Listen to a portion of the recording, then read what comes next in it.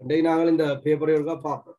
சரி, இது வந்து எங்களோட வலியம் வைத்த பேப்பர் பயிற்சி பரீட்சை 2 அலகு 3க்குள்ள கல்குலேஷன் சார்பாக இதுல வந்து வினாக்கள் காணப்படுது. நாங்கள் ஏற்கனவே கல்குலேஷன்ல டியூட் எல்லாம் பார்த்துருக்கோம். அந்த டியூட்டுக்குரிய ஆன்சர் முழுவதும் வீடியோ கிளிப்ஸ் இருக்கு. சரிதான், நீங்கள் போய் சேனலுக்குள்ள போய் பிளேலிஸ்ட்டுக்கு போனீங்கன்னு சொன்னால் டியூட்ன்னு சொல்லி கல்குலேஷன் சொல்லி ஒன்று இருக்கும். கல்குலேஷன் டியூட்ன்னு சொல்லி ஒரு ஃபோல்டர் இருக்கும். அதுக்குள்ள பிளேலிஸ்ட் இருக்கும். அதுக்குள்ள போனீங்கன்னா அந்த டியூட்டுக்குரிய ஸ்ட்ரக்சர் கேள்விகள் மட்டும் அதுக்குள்ள காணப்படும். ஒரு 22 கிளிப்பு கிட்ட இருக்கு. இனிமேல் நீங்கள் அந்த டியூட்ல இருக்கிற எந்த ஒரு கேள்வியும் செய்ய தெரியாதுன்னு நாங்கள் சொல்லக்கூடாது. சரிதானே, அது நான் உங்களுக்கு ஏற்கனவே கிளாஸ்ல விளங்கப்படுத்தின விஷயங்கள். தெரியலை என்றால் அந்த கேள்வியை அந்த கிளிப்ல போய் பார்த்து விளங்க முயற்சிக்கணும். சரிதானே, அதே சோம்பரித்தனத்துக்கு இடம் தராதுங்க. இன்னும் ஒரு கொஞ்ச நாள்ல நான் நினைக்கிறேன் உங்களுக்கு தடுப்பூசி போட்டு எடுத்துருவாங்க. எங்களுக்கு போட்டாச்சு, உங்களுக்கு போட்டு எடுத்துருவாங்க. அப்ப நீங்க பள்ளிக்கூடம் பெறத்தானே போறீங்க. அதுக்கு இனி நீங்கள் தயாராகும். வீட்டுல இருந்து ஜூம் கிளாஸ்ல வாழ்ந்த நீங்கள் இனி கொஞ்சம் சரி, இனி கொரோனாவை சாட்டி வாழையில. சரி, ஓகே. இப்ப பாருங்க, 1 தொடக்கம் 20 வரையான வினாக்களுக்கு அறிவுறுத்தல் தரப்பட்டிருக்கு. சில பேர் கேள்வி போடையில்லை, ஆன்சர் என்ன போடையில. சரி, அந்த புள்ளுருவில நான் இடையில காத்து இப்ப வந்ததுல 5 தானே வந்து நிற்கும். S2O3 2- அயனின் ஒட்சிஜன் அணுவுடன் பிணைக்கப்பட்ட கந்தகம் சொல்லியிருக்கு. இந்த S2O3 2- இந்த கட்டமைப்பு வந்து நான் கல்குலேஷன்ல உங்களுக்கு எந்த இடத்துல படிப்பிச்சிருக்கேன்னு சொன்னாங்க, அனுபவ சூத்திரங்கான்ற சந்தர்ப்பத்தில் இதை உங்களுக்கு அறிமுகப்படுத்தியிருப்பேன். முதலாக ஒரு பாஸ்ட் பேப்பர் கேள்வியில சோடியத்தின் கந்தகத்தின் ஒட்சிஜன் ஐதரசன் எல்லா சார்மூலக்கூட்டு திணிவு சதவீதங்களும் தந்து அதிண்ட சார்மூலக்கூட்டு திணிவு தந்து மூலக்கூட்டு சூத்திரத்தை அடையாளப்படுத்துக இனங்காண்கன்னு சொல்லி ஒரு கேள்வி கேட்கப்பட்டிருக்கு. அதுலதான் அந்நியனுக்கான கட்டமைப்பை தர சொல்லி கேட்டிருந்தேன். அப்போ உங்களுக்கு நான் S2O3 2- அறிமுகப்படுத்தினேன். S2O3 2- நான் அறிமுகப்படுத்திருக்கல SO4 2- இந்த கட்டமைப்பை காட்டியிருப்பேன். ஏனென்று சொன்னால் S2O3 2- SO4 2- வந்து ஒரே வடிவம் உடையது. 16ஆம் கூட்டத்துலதான் ஒட்சிஜனும் கந்தகமும் இருக்கு. 16ஆம் கூட்ட மூலகங்களுக்கு 2 பிணைப்பு எடுக்கிறது உறுதியானது, 4 பிணைப்பு எடுக்கிறது உறுதியானது, 6 பிணைப்பு எடுக்கிறது உறுதியானது. ஒட்சிஜன் வந்து 2 பிணைப்பு தான் எடுக்கும். ஏன்னா அது மின்னது தன்மை கூடின மூலகமாக இருக்கிறது. அப்ப கந்தகம் வந்து 6 பிணைப்பை தோற்றுவிப்பது உறுதி என்பதால SO4 2- லூயின் கட்டமைப்புல கந்தகம் வந்து 6 பிணைப்பு ஜோடியை கொண்டிருக்கு. 6 பிணைப்பு ஜோடியை கந்தகம் கொண்டிருக்கு. இந்த வலுவள ஓட்டுல இருக்கிற 6 இலத்திரன்களும் வந்து இங்க பங்கிடப்பட்டிருக்கிறத நாங்கள் பார்க்கலாம். வலுவள ஓட்டுல இருக்கிற 6 இலத்திரன்களும் வந்து இங்க பங்கிடப்பட்டிருக்கு. அப்ப இந்த மூலக்கூட்டு வடிவம் வந்து நான்முகியாக இருக்கும். ஏனென்றால் இதுல 4 சிக்மா பிணைப்புகள் மாத்திரம் காணப்படுது. ஆகவே வடிவம் வந்து 4. இந்த SO4 2- அயன்ல ஒரு ஒட்சிஜனுக்கு பதிலாக ஒரு கந்தகம் பிரதியிடப்பட்ட மூலக்கூறு தான் இந்த S2O3 2-. அப்ப S2O3 2- வேற, SO4 2- வேற இல்லை. SO4 2- இந்த ஸ்ட்ரக்சர் உங்களுக்கு பரிச்சயமானதுன்னு சொன்னால் அதுல ஒரு ஒட்சிஜன், எந்த ஒட்சிஜன்? Double bond ஒட்சிஜன். கந்தகத்துக்கு 2 விட பொருதிதான். அப்ப டபுள் பாண்ட் ஒட்சிஜன் வந்து கந்தகத்தால பிரதியிடப்பட்ட ஒரு அந்நியன் தான் இந்த டயோசல்பேட் சொல்லப்படுகிற S2O3 2-. அப்ப இது வந்து ஒட்சிஜனால பிரதியீடு செய்யப்பட்டிருக்கு. அப்ப கந்தகம் 16ஆம் கூட்ட மூலகம் என்பதால 2 பிணைப்பு உறுதியானது, 4 பிணைப்பு உறுதியானது, 6 பிணைப்பு உறுதியானது. ஒட்சிஜனுக்கு மட்டும்தான் எக்ஸப்ட் 2 பிணைப்பு தான் அதுல உறுதியாக இருக்கு. ஒட்சிஜனுக்கு 4 பிணைப்பு வராதுதானே. ஓகே, அப்ப உங்களுக்கு இதுதான் S2O3 2-. ஏன் இந்த S2O3 2- ஒட்சிஜனோட இணைஞ்ச கந்தகத்தின் ஒட்சியேட்டன் கேட்டிருக்குன்னு சொன்னால் இங்க 2 கந்தகம் இருக்கு. ஒன்று இது, மற்றது இது.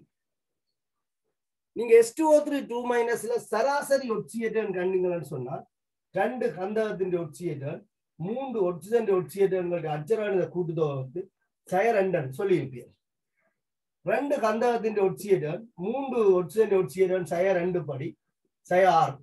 ஆகவே 2 கந்தகத்தின் ஒட்சியேற்றம் வந்து சக 4 வரை, ஒரு கந்தகத்தின் ஒட்சியேற்றம் சக 2 வரை. இந்த மாதிரி கணிக்கிற ஒட்சியேற்றம் வந்து சராசரி ஒட்சியேற்றம். ஒரு 20 கேள்விக்கு மேல இப்படி நாங்கள் பார்த்துருவோம். சராசரி ஒட்சியேற்றம் கணிக்கிற முறையை வந்து ஒரு 20 கேள்விக்கு மேல பார்த்துருவோம். இப்படி கணிக்கிற முறை வந்து உண்மையான ஒரு முறை அல்ல. இது சராசரி ஒட்சியேற்றம் தான் தரும். இந்த முறையில பின்னங்கள் எல்லாம் பெறும். உண்மையில ஒட்சியேற்றம் என்பது ஒரு நாளும் பின்னத்துல வராது. இலத்திரனை கவர்றால டெல்டா பிளஸ், ஒரு டெல்டா மைனஸ், இழக்கிறதால டெல்டா பிளஸ். அப்ப பிளஸோ மைனஸ் தான் நீங்க தூண்டப்பட போகுது. அப்ப இது எல்லாத்தையும் முழு ஏற்றமாக கருதப்படும் போது டெல்டா பிளஸ் இருந்தான பிளஸ் இருந்தான ஒன்று அப்படிதான் கருதப்படும். அப்ப இதுல நீங்க கணிச்சது வந்து சராசரி ஒட்சியேற்றம். அப்ப சராசரியாக கந்தகத்துக்கு வந்து சக 2 ஒட்சியேற்றம் இருக்கு. உண்மையான ஒட்சியேற்றம் எங்களுக்கு எப்ப தெரியும்னு சொன்னால் கட்டமைப்புல தான் தெரியும். அப்ப லூயின் கட்டமைப்புல தான் நாங்கள் உண்மையான ஒட்சியேற்றம்னு பார்க்கலாம். லூயின் கட்டமைப்புல இதுல கந்தகத்துக்கு ஒட்சனுக்கு இடையில ஒற்றை பிணைப்பு இருக்கு. இந்த பிணைப்பு இலத்திரங்கள் ஒட்ச நோக்கி கவரப்படுறதால டெல்டா மைனஸ் வந்து ஒட்சல்ல தூண்டப்படும். ஒட்சல்ல டெல்டா மைனஸ் தூண்டப்பட்டால் கந்தகத்தில் ஒரு டெல்டா பிளஸ் தூண்டப்படும். இப்படி 6 பிணைப்புக்கும் 6 டெல்டா பிளஸ் கந்தகத்தை சுற்றி காணப்படும். அப்ப ஒரு கந்தகத்தை சுற்றி இருக்கிற நேரேற்றத்தின் அளவு எண்ணிக்கை வந்து 6. ஆகவே ஒட்சியேற்ற எண் என்பது அச்சர கூட்டுத்தொகை +6 ஆக இருக்கு. இதுல இருக்கிறது ஒரு கந்தகம். சாரி, இதுலதான் 6. இதுல இருக்கிற கந்தகம். அப்ப இந்த கந்தகத்தால என்ன செய்யப்படாது? இந்த கந்தகத்துல ஏற்றம் தூண்டப்படாது. இதுல தூண்டப்படாத நான் இங்க ஒட்சன் எடுத்துக்கொண்டு அதை எடுத்துட்டேன். அப்ப இந்த கந்தகத்தால இங்க ஒரு ஒட்சன் தூண்டப்படாது, ஏற்றம் தூண்டப்படாது. இதுல இருக்கிற 2 பிணைப்பாலையும் இந்த கந்தகத்துக்கு ஒட்சியேற்றம் தூண்டப்படாது. அந்த +6 வந்து எங்க வரும்னா இந்த இடத்துல வரும். +6. இதுல 4மே ஒட்சிசன். இதுல ஒட்சன் ஒரு கந்தகம் பிரதியில் செய்து ஒத்த அணுக்களால மின்னழுத்தன்மை வேறுபாடு என்ன தூண்டப்படாது. ஆகவே அது வந்து 0. அப்ப கந்தகத்துல இருக்கிற ஒட்சியன் அச்சரண கூட்டுத்தொகை ஏற்றத்தின் அச்சரண கூட்டுத்தொகை +4. அப்ப இதுல ஒரு கந்தகத்தின் ஒட்சியன் வந்து +4 ஆயிருக்கு. இந்த கந்தகத்தின் ஒட்சியன் என்ன பார்த்தா 0. ஆகவே இவர் 0 ஆயிருக்கு. சரியா? இது வந்து லூயின் கட்டமைப்பில் இது உண்மையான ஒட்சியன். உங்களை கேட்டது என்ன? S2O3 அயனில் ஒட்சிசன் அணுவுடன் பிணைக்கப்பட்ட கந்தகம் அணுவின் ஒட்சியன் யாரை கேட்டிருக்கு? இவரை கேட்டிருக்கு. ஆகவே +4 என்ற ஒரு விடை வந்து மிகவும் பொருத்தமானதாக இருக்கு. 0 என்று சொல்லியிருக்கு. 0 யாருக்கு? இந்த கந்தகத்துக்கு. +2 என்று சொன்னது என்ன? சராசரி ஒட்சியன். +4 என்றது என்ன? ஒட்சிசனோட இணைஞ்ச கந்தகம். +6 என்பது என்ன? வலுவளவு. அது +6 இல்ல தானே, வலுவளவு என்பது இதுக்கு தான் +6 ஒட்சியன். அடுத்த -2. இதுல ஒரு தடவை -2 ஒட்சியன் எடுக்க ஒட்சிசன் ஒட்சியன் தான் இதுல -2 இருக்கு. கந்தகத்தின் ஒட்சியன் -2 இருக்கிறார். H2S தான் கந்தகம் வந்து -2 ஒட்சியன் இருக்கு. H2S கந்தகம் -2 ஒட்சியன். சரியா? இதுல முதலாவது கேள்வி சரியானாக்கள் செக் பண்ணிக்கொள்ளுங்க. சரியானாக்கள் முதலாவது கேள்வி சரியானாக்கள் ஒரு டிக் பண்ணிக்கொள்ளுங்க. முதலாவது கேள்வி சரி என்று கண்டுபிடிச்சா புளியன்றாக்கள் புளி என்று போட்டுக்கொள்ளுங்க. சரியானாக்கள் சரி என்று போட்டுக்கொள்ளுங்க. புளியானாக்கள் புளி என்றே போட்டுக்கொள்ளுங்க. இப்பதான் எனக்கு தெரியும் நீங்கள் எந்த லெவல்ல வாழ்றீங்கன்னு சொல்லி. சரி, ஏன்டா இன்னொரு கேள்வி உங்களுக்கு ஒரு MCQ எக்ஸாம் வச்சேன்னா அதுல பார்த்துருப்பீங்க. S4O6 2- சொல்லி ஒரு மூலக்கூட்டு சூத்திரம் தந்துட்டு, சரியா, SO2- ஒரு மூலக்கூட்டு சூத்திரம் தந்துட்டு கந்தகத்தின் ஒட்சியேற்ற பற்றி கேட்டிருந்தேன். சரியா, கந்தகத்தின் ஒட்சியேற்ற அதுலயும் உங்களுக்கு நான் சொல்லியிருந்தேன் கட்டமைப்பை பார்க்கணும்னு சொல்லி. சரியா, கட்டமைப்பை பார்க்கணும்னு சொல்லி. ஏன் கட்டமைப்பை பார்க்கணும்னு சொன்னா S4O6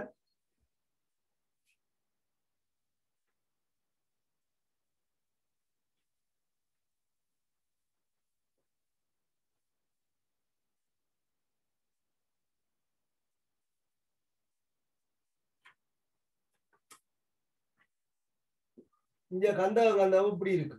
S4O6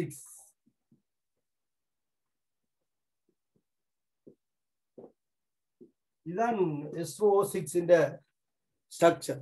சரிதான், SO6 இந்த ஸ்ட்ரக்சர் இதுதான். அப்ப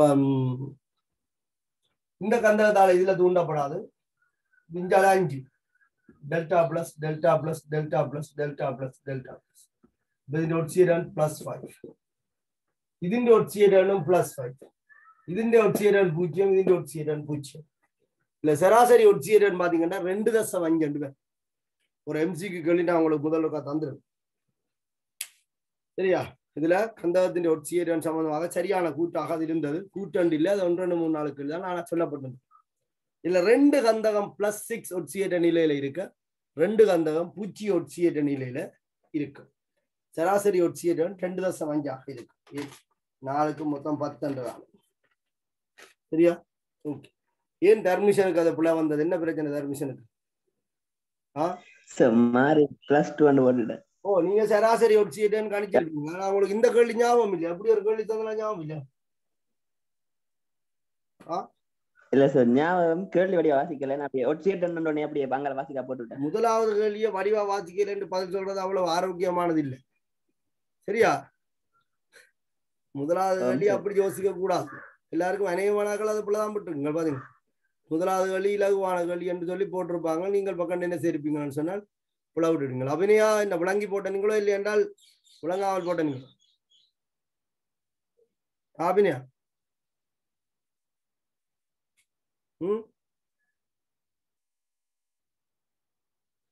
அபிநயா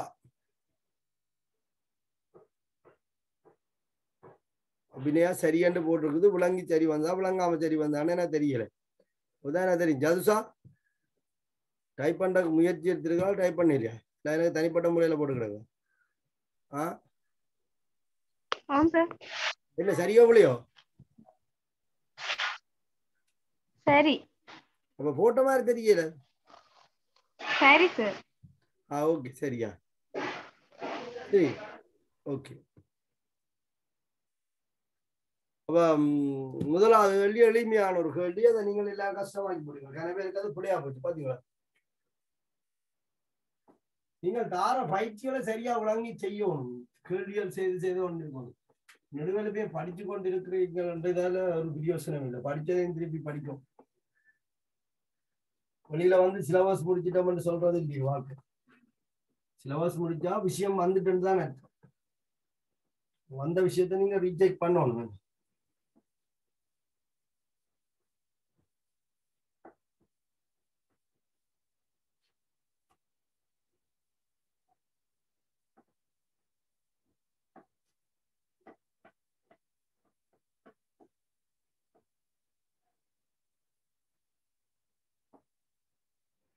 சரி, ஓகே. அடுத்த கேள்வியை பாருங்க. CH3 CH2 CH3 ஒரு மூலானது பூரண தகனத்துக்கு உட்பட்டு உருவாகும் விளைவுகள் பற்றிய கூற்றுகள் சரியானது என்று கேட்டு. பூரண தகனத்துக்கு உட்பட்டு பூரண தகனத்தில் என்ன வரும்? ஹைட்ரோ கார்பன் பூரண தகனத்தில் என்ன வரும்? கார்பனீர் ஆக்சைடு வாயுவும் நீராவியும் வரும். ஹைட்ரோ கார்பன் பூரண தகனத்தில கார்பனீர் ஆக்சைடும் நீராவியும் வரும். அப்ப CO2 வரும். அங்கால நீர் H2O. சரியா? CO2 நீரும் வரும்.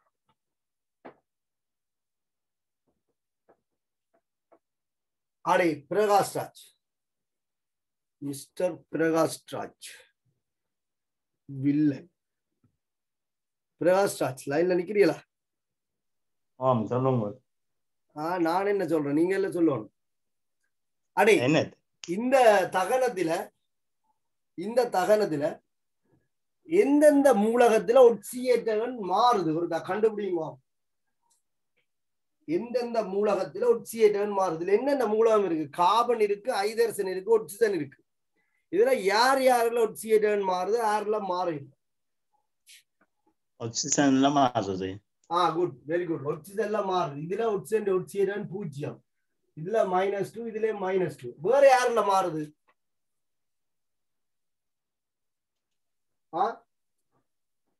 செக் பண்ணி பாருங்க யாருல மாறுதுன்னு சொல்லி.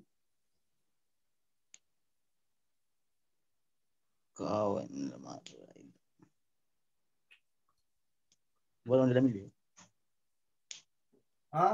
வேற யாருல ஒட்சியேட்டன் மாறுது காவன்ல வெரி குட் காவல்லே மாறுது சரியா காவல்ல மாறுது ஏன் மாறுது ஐதரசனோட காவன் இணைஞ்சிருக்கு காவனுக்கு டெல்டா மைனஸ் தான் வருது அப்ப இந்த காவனுக்கு -3 இந்த காவனுக்கு -2 இந்த காவனுக்கு -3 சரிதானே ஆனா CO2ல கார்பன் டை ஆக்சைடு என்ன +4 ஏன்னா ஆக்சிஜனோட சேர்ந்துருக்கு அப்ப இங்க டெல்டா மைனஸ் இதுல டெல்டா பிளஸ் என்ன பண்ணும் அப்ப இதுல வந்து கார்பன் டை ஆக்சைடு +4 முதல்ல நாக்கம் பீசமான ரீதியில சமப்படுத்தப்படணும் 3 கார்பன் என்றாலும் இங்க 3 CO2 இங்க 8 ஹைட்ரஜன் இருக்கால இதுல 4 நீர் வரும் இதுல 10 ஆக்சிஜன் இருக்கிறதால இங்க 5 ஓட்டு வரும் சரியா இப்ப கவனிங்க தாக்கியில இருக்கிற ஆக்சிஜன் ஆக்சைடு 0 இதுல 10 ஆக்சிஜன் அணுக்கள் இருக்கு 5 மூலக்கூறு இருக்கு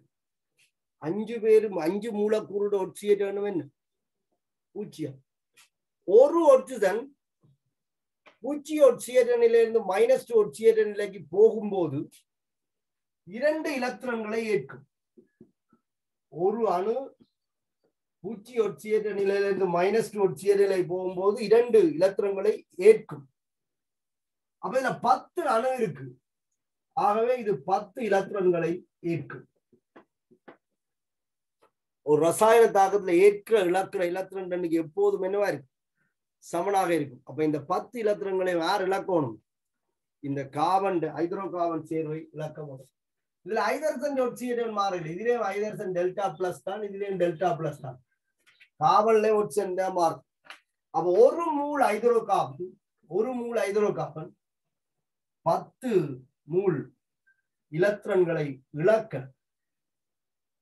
5 மூல் O2 அந்த 10 மூல் இலத்திரன்களை ஏற்று தாழ்த்தப்படுது இதுல கேட்டிருக்கேன் என்று சொன்னால் கார்பன் அணுக்களால் ஏற்பட்ட இலத்திரன்களின் எண்ணிக்கை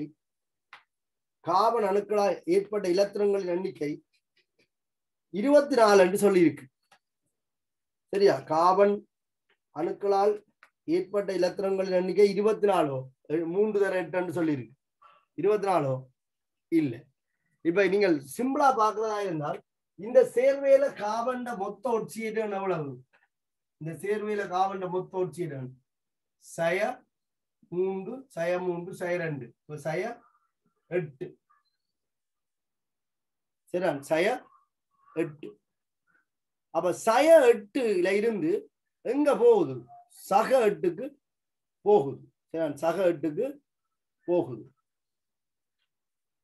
அப்ப இவ்வளவு ஆக்சைடு மாற்றம் சயம் 8ல இருந்து சக 4க்கு ஒரு போகுது மொத்த கார்பன் ஆக்சைடு இங்க விளைவில் ஆக்சைடு வந்து சக 12 3 கார்பன்ல 12 இருக்கு 12 சய 8ல இருந்து சக 12க்கு போகுது சரியா அப்ப எத்தனை இலத்திரன் இது இழக்கும்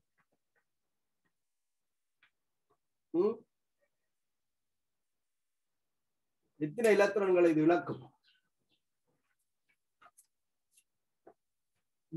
10 அணுக்களும் 20 இலத்திரன்களை ஏற்கும் 10 போட்டு ஒரு அணு 2 இலத்திரனை ஏற்குது அப்ப 10 அணுக்களும் 20 இலத்திரன்களை ஏற்கும் ஒரு ஆக்சிஜனுக்கு 2 இலத்திரன் தேவை என்றால் இதுல எத்தனை ஆக்சிஜன் இருக்கு 10 ஆக்சிஜன் இருக்கு அப்ப 10க்கு 20 இலத்திரன் போடும் அந்த 20 இலத்திரனையும் -8ல இருந்து +12 வரைக்கும் ஆக்சைடு மாறைக்க இழக்கப்படும் சரிதான் இதுல 0ல இருந்து சக 12 வாரதுக்கு 12 இலத்திரன் இழக்கப்படும் மைனஸ்ல இருந்து 0க்கு வாரதுக்கு 8 இலத்திரன் இழக்கப்படும் இப்ப 3 கார்பன் டை ஆக்சைடுகளோட கூட்டுத்தொகை சய 8 இந்த 3 கார்பனும் 8 இலத்திரன்களை இழப்பதன் மூலம் 0 ஆக்சைடு நிலைக்கு வரும் அது மேலும் 12 இலத்திரன்களை இழப்பதன் மூலம் சக 12 ஆக்சைடுக்கு வரும் அப்ப மொத்தமாக இழக்கிற இலத்திரன் எண்ணிக்கை எவ்வளவு 20 இதுல சொல்லி கார்பன் அணுக்களால் ஏற்பட்ட இலத்திரங்கள் எண்ணிக்கை 24 என்று சொல்லியிருக்கு அப்ப அது ஒரு தவறான கூற்று கார்பன் அணுக்களால் இழக்கப்பட்ட இலத்திரங்களின் எண்ணிக்கை கார்பன் அணுக்களால் இழக்கப்பட்ட இலத்திரங்கள் எண்ணிக்கை 20 தடவை அவகாதரோ நின்று போட்டிருக்கோம். கேள்வியை கவனமாக்க பார்க்கணும். ஒரு மூல் மூலக்கூறு 20 மூல் இலத்திரங்களை இழக்கும். 20 மூல் இலத்திரங்களை இழக்கும். ஒரு மூலக்கூறு 20 இலத்திரங்களை இழக்கும். ஒரு மூல் மூலக்கூறு 20 மூல் இலத்திரங்களை இழக்கும். எண்ணிக்கை என்று கேட்டிருக்கிறதால மூல் தர அவகாதரோ மாறி 6.02 1023. 20 தர 6.02 தர 1023 சொல்லி வரும். அப்ப இரண்டாவது கூற்று கார்பன் அணுக்களால் இழக்கப்பட்ட இலத்திரங்களின் எண்ணிக்கை இலத்திரண்ட மூல எண்ணிக்கை தான் இலத்திரண்ட எண்ணிக்கை 20 தர 6.02 1023 சரியாக இருக்கும். அடுத்த கேள்வியை பாருங்க. மூன்றாவது விடைய பாருங்க. ஒட்சிஜன் ஒட்சியேற்றப்பட்டு H2O-வும் CO2-வும் பாருங்க. ஒட்சிஜன் ஒட்சியேற்றப்படுதோ தாழ்த்தப்படுதோ? 0 -2க்கு போகுது. அப்ப ஒட்சிஜன் தாழ்த்தப்படுது. ஒட்சியேற்றப்பட்ட என்ற கூட்டு பிழையாக இருக்கு. விளைவாகிய CO2-வில் கார்பன் ஒட்சியேற்றம் -4 ஆகும். யார் சொன்னது? கார்பன் ஒட்சியேற்றம் +4 ஒட்சிஜனோட சேர்ந்து இருக்குன்னு. அதெல்லாம் சின்ன சின்ன விஷயங்கள். தகனத்தின் போது ஒட்சிஜன் தாழ்த்தலுக்கு ஒட்சியேற்றம் உட்படாதுன்னு சொல்லி ஏன் உட்படாது? தகனத்தின் போது ஒட்சிஜன் எப்போதும் தாழ்த்தப்படும். சரிதானே? தகனத்தின் போது ஒட்சிஜன் O2 மைனஸாக மாறும். இப்ப பூச்சி ஒட்சியேற்ற நிலையிலிருந்து -2 ஒட்சியேற்ற நிலைக்கு ஆகவே தாழ்த்தப்படும். இதுல இரண்டாவது விட சில பேரை குழப்பம். என்ன 20 இலத்திரன் தான் என்று யோசிப்பேன். நான் நாங்க தாக்கினது ஒரு மூல்ல இருந்து 20 மூல் இலத்திரன் விடுவிக்கப்படுது. ஆகவே மூளை எண்ணிக்கையாக மாற்றுவதற்கு அவகாதரோனால பெருக்க வேண்டும். சரியா? இந்த கேள்வியில் சரியானாக்கள் சரியை பிள்ளைன்னு போட்டுக்கொள்ளும். நான் புள்ளுரிகளோட கதைக்கணும். இரண்டாவது கேள்வி சரியானாக்கள் சரியென்று போடுங்க, பிள்ளையானாக்கள் பிள்ளைன்னு போட்டுக்கணும். அப்பதான் எனக்கு தெரியும்.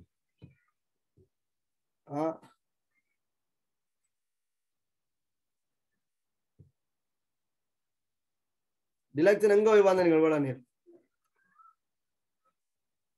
டிலக்ஷன் என்ன சார் எங்க போனி வெள்ளன காணேனே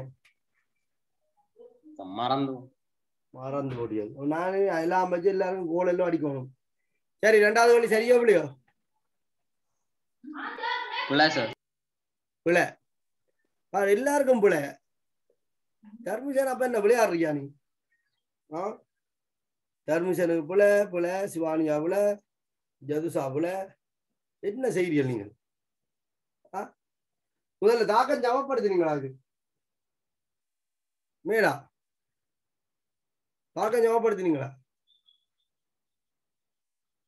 9 பேர்ல ஒரு ஆள் நான் 10 பேர் இருக்கு. அப்ப 9 பேருமே ஏதோ ஒரு சரியான ஆன்சர் பிள்ளையான ஆன்சர் சொல்லல. 7 பேர் தான் ரிப்ளை பண்ணிருக்கியா?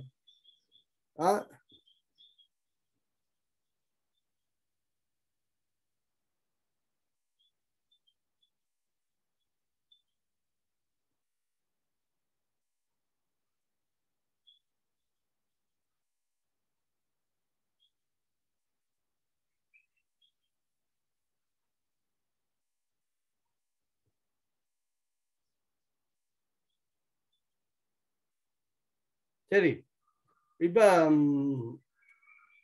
விளங்கினது ரெண்டாவது வள்ளி. இப்ப மேடா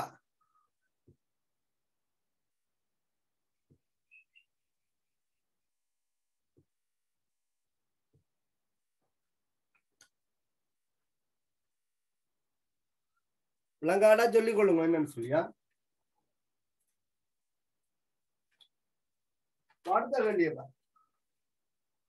50 கிராம் H2O-வில் ஒட்சிஜனின் திணிவு யாதென்று கேட்டிருக்காரு.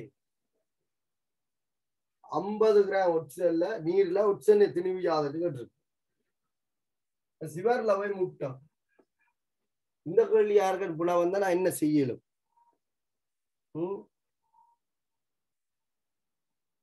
முதல்ல 18 கிராம் நீர்ல எத்தனை கிராம் ஒட்சிஜன் இருக்குன்னு பாருங்க. 18 கிராம் நீர்ல எத்தனை கிராம் ஒட்சிஜன் இருக்குன்னு பாருங்க. அதுக்கு அப்புறம் பார்த்துக் கொள்ளுங்க 50 கிராம்ல எவ்வளவு இருக்கு.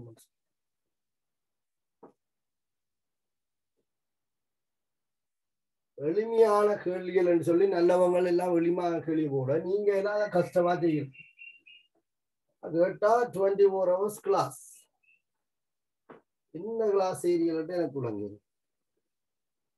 சும்மாவே காட்டுறது கிளாஸ் எங்களை சரியா அப்ப அடுத்த பார் 50 கிராம் H2O-வில் ஒட்சிஜனின் திணிவு யாது அப்படி கேட்டிருக்கு 18 கிராம் H2O-வில் 16 கிராம் ஒட்சிஜன் இருக்கு ஆகவே 50 கிராம்ல எவ்வளவு இருக்கு சரியா 100 வீதத்துல வேலை சொல்லி கேட்டா கொடுப்பீங்கல்ல 100 வீதத்துல கேட்காம 50 கிராம்ல எவ்வளவு இருக்குன்னு சொல்லி கேட்டிருக்க சரி நீங்க சுருக்கி நீங்க வேண்டாம் சரியா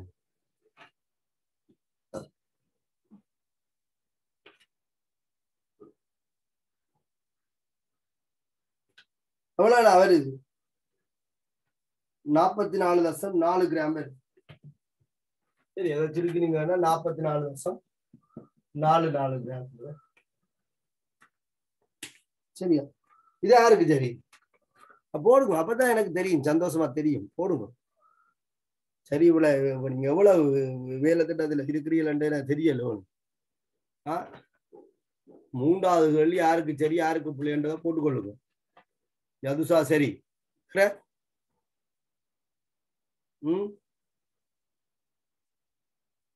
சரி ஓகே சந்தோஷமா இருக்கு சரி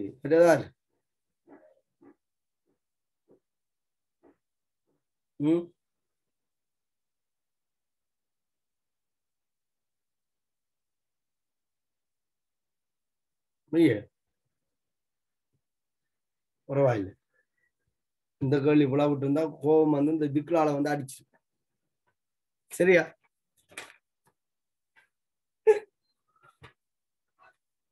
என்ன செய்யும் அடுத்த கேள்வியை பாருங்க 4வது கேள்வி எஸ்ஸின் 12.8 கிராம் உள்ள அணுக்களின் எண்ணிக்கைக்கு சமனான ஐதரசன் அணுக்களை கொண்ட CH4 மூல் யாது என்று கேட்டு என்ன பாவி எஸ்ல இருக்கிற அணுக்களின் எண்ணிக்கைக்கு சமனான ஐதரசன் அணுக்களை கொண்ட CH4 வாயுவின் மூல் யாது என்று கேட்டிருக்கு என்னடா இது உங்க பா CH4ல என்ன இருக்கு ஐதரசன் இருக்கு ஒரு மூல் CH4ல ஒரு மூல் கார்பனும் 4 மூல் ஐதரசனும் இருக்கு சரியா ஒரு மூல் CH4ல ஒரு மூல் கார்பனும் 4 மூல் ஐதரசனும் இருக்கு அவன் என்ன கேட்கிறான் என்றால் கந்தகத்துல இருக்கிற அணுக்களின் எண்ணிக்கை ஏன் அணுக்களின் எண்ணிக்கை மூல் சமனா இருந்தா அணுக்கள் சமனா தானே இருக்கும் அடே அணுக்களின் எண்ணிக்கை என்பது மூல்தர அவகாதரோ மாறிலி அப்ப அணுக்களின் எண்ணிக்கை சமனா இருக்குதுன்னா மூல் கட்டாயம் சமனாகத்தான் இருக்கு இப்ப நாங்க என்ன பார்த்தா காணும் என்றால் இந்த கந்தகத்தின் மூல முதல் பார்க்கணும் சரி கந்தகத்தின் மூல பார்க்கணும் எஸ்ஸின் 12.8 கிராம் எஸ்ஸின் 12.8 கிராமில் உள்ள அணுக்களின் எண்ணிக்கை அப்ப இதை நாங்க 32ஆல பிரிச்சோம்னு சொன்னால் எத்தனை மூல் கந்தகம் இருக்குன்னு வரும் எத்தனை மூல் கந்தகம் இருக்குதுன்னு வரும் உது நான் உங்களுக்கு செய்திருப்பேன் எப்படி செய்திருப்பேன்னு சொன்னால் இலதுகளுக்கு சொல்றதும் சரியா இதை சுருக்க சைவரசன் 4 மூல் வருது சைவரசன் 4 மூல் அணு வரவணும்டா CH4ல இருந்து எத்தனை மூல் எடுக்க வரணும் நான் எப்படி கேட்டிருப்பேன்னு சொல்லுவாங்க எப்படி கேட்டிருப்பேன் 3 சைக்கிளில் இருந்து வருகின்ற சில்லுகளின் எண்ணிக்கைக்கு சமனான சில்லுகளை தருகின்ற ஆட்டோக்களின் எண்ணிக்கை அப்படின்னு படிப்படியா கேட்டிருப்பேன் ஞாபகம் என்ன இங்க உதைக்குது இது ஒரு பாஸ் பேப்பர் கேள்வி MgCl2ல இருந்து வார அணுக்கள் அயன்கள் எண்ணிக்கைக்கு சமனான அயன்கள் NaCl இருந்து வாரன்னு சொல்லி அந்த ரெண்டு தொடர்படுத்தப்பட்டு. அப்ப ஒரு சைக்கிளுக்கு 2 சில் இருக்கு. 3 சைக்கிள்ல இருந்து வார சக்கரங்கள் எண்ணிக்கைக்கு சமனான சக்கரங்கள் எண்ணிக்கை தருகிற ஓட்டோக்களின் எண்ணிக்கை அப்படின்னு கேட்டா என்ன செய்வீங்க? 3 சைக்கிள்ல இருந்து 6 சில்லு வேணும். இப்ப 6 சில்லு வேணும். எத்தனை ஆட்டோ வேணும்னு கேட்டா 2 ஆட்டோ போதும். ஏன்னா ஒரு ஆட்டோவில் 3 சில்லு இருக்கு. அப்படி ஒரு கேள்விதான் இது. இங்க கந்தகத்தின் மூல் 0.4 மூல். அப்ப 0.4 மூல் ஐதரசன் அணு வருமாக இருந்தால் 0.4 மூல் ஐதரசன் அணு வர வேணும். சரிதான்? ஏன் ഇതിന്റെ எண்ணிக்கைக்கு சமன். மூல் சமனா இருந்தா அவகாதரோ எண்ணிக்கையால பெருக்கினா எண்ணிக்கை என்ன செய்யும்? கட்டாயம் சமனாக இருக்கும். அப்ப கந்தகத்தின் மூலுக்கு சமனான ஐதரசன் மூளை தருகின்ற கேள்வி எங்க போகுது? CH4 மூளை என்னன்னு கேட்டு அடே இதுக்கும் பீசமானம் என்ன? 4க்கு 1. ഇതിന്റെ மூல்லாம் ഇതിന്റെ மூலுக்கு சமன். இது சமனா இருக்கணும் அவசியம் இல்லை. ഇതിന്റെ மூல் 0.1 மூல். அப்ப என்ன இப்ப கதை என்னன்னு கேட்டால் 0.1 மூல் CH4ல இருந்து வார ஐதரசன் மூல் 0.4 மூல். அது தனியா இருக்கு. 12.8 கிராம் கந்தகத்தில் இருக்கிற மூல் 0.4 மூல். அப்ப 12.8 கிராம் கந்தகத்தின் அணுக்கள்கிட்ட மூல் எண்ணிக்கையும் 0.1 மூல்ல இருக்கிற ஐதரசன் மூல் எண்ணிக்கையும் 0.4 சமன் தான். சரியா? சமன் தான். ஓகே. அப்ப உங்களை கேட்டது CH4 மூல். CH4 மூல் முதலாவது விடை இருக்கு 0.1 மூல். ஏன் 0.1 மூல் ஒரு காரண்டா ஒரு காருக்கு 4 சில்லு இருக்கு. இவங்களுக்கு 4 சில்லு வேணும். 4 சில்லு வேணும்னா எத்தனை கார் வேணும்? ஒரு கார் போதும். சரிதான்? அப்ப 12.8 கிராம் கந்தகத்துல 0.4 மூல் வேணும். இந்த 0.4 மூல் ஐதரசன் பெற வேணும் என்றால் CH4ல 0.1 மூல் எடுக்கப்பட வேணும். சரி, அப்ப இதை நீங்க போட்டுக்கொள்ளுங்க. யார் யாருக்கு சரி என்று போட்டுக்கொள்ளும். இது நான் நினைக்கிறேன் பாஸ்ட் பேப்பர் கேள்வி. அந்த பாஸ்ட் பேப்பர் கேள்வி என்ன சொல்லப்பட்டிருக்குன்னா, ஒரு குறிப்பிட்ட திணிவு தரப்பட்டிருக்கு. MgCl2 குறிப்பிட்ட திணிவு தரப்பட்டிருக்கு. இதுல இருந்து வார அயன்களின் எண்ணிக்கைக்கு சமனான அயன்களை தருகின்ற NaCl என்ற திணிவு கேட்டிருந்தேன். சரிதானே? நான் கேள்வி செய்தும் விட்டிருப்பேன். சொல்றதெல்லாம் அந்த நேரத்தோட மறந்து போறதுதானே. MgCl2 திணிவை தந்தால் MgCl2 மூல் காணலாம். இதுல இருந்து வார அயன்கள்ட்ட மொத்த மூல் Mg2 plus 2Cl minus. பீசமான 1:1. ഇതിന്റെ மூல் N மூல் 1:2. ഇതിന്റെ மூல் 2N மூல். சரி, இப்ப மொத்த அயன்கள்ட்ட மூல் எண்ணிக்கை எவ்வளவு? 3N. இந்த 3N மூல் எங்க இருந்து வரணும் என்று சொன்னால் NaCl இருந்து வரணும் என்று சொல்லி இருக்கு. NaCl இருந்து வரணும். மிரட்டல் என்ன NaCl என்ன வரும்? Na plus Cl minus வரும். ഇതിന്റെ മൂലയും കൂട്ടിனா இதுக்கு சமனா இருக்கணுமா? அப்ப ഇതിന്റെ மூல எவ்வளவு? 1.5 N மூல். ഇതിന്റെ மூல் 1.5 N மூல். திணிவு தந்தால் இந்த எண் உங்களுக்கு தெரியும். அப்ப இது தெரியும். அப்ப NaCl மூல பீசமானது 1:1. அப்ப ഇതിന്റെ மூல கண்டுட்டீங்கன்னு சொன்னால் சார் மூல கூட்டு திணிவு NaCl 58.5 பேருக்கு NaCl திணிவு